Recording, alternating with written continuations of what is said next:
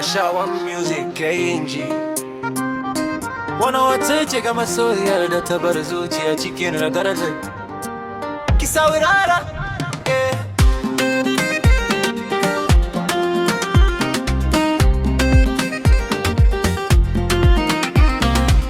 ranar da kika juya baya duniya ta sauya mini launi, dariya ta zama karya zuciya ta cika da rauni.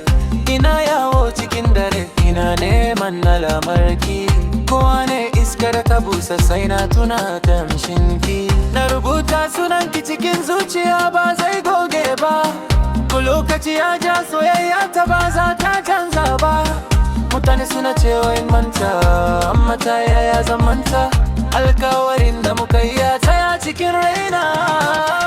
Idawo magani masoyiyata, zuciyata tana kuka saboda ke. Ba zan daina son ki ba har abada, ko hawaye sun cika idanuna saboda ke.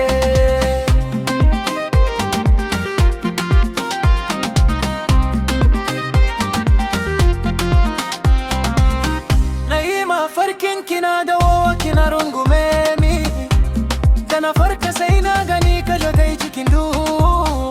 Wayatan na kalla kosa wajen ki zai shigo, amma shiru ne kawai ya zama amsata.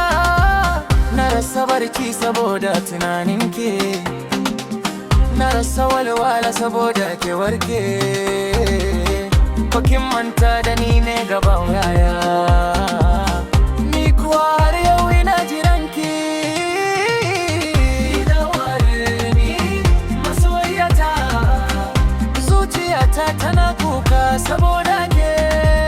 Ba zan daina son ki ba har abada, ko hawaye sun cika idanuna saboda ke.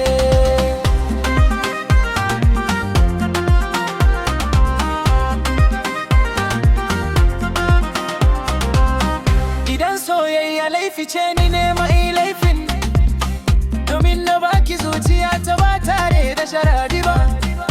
Duk inda kika je Allah ya tare ki, amma ki sani zuciya ta tana jiran dawowarki.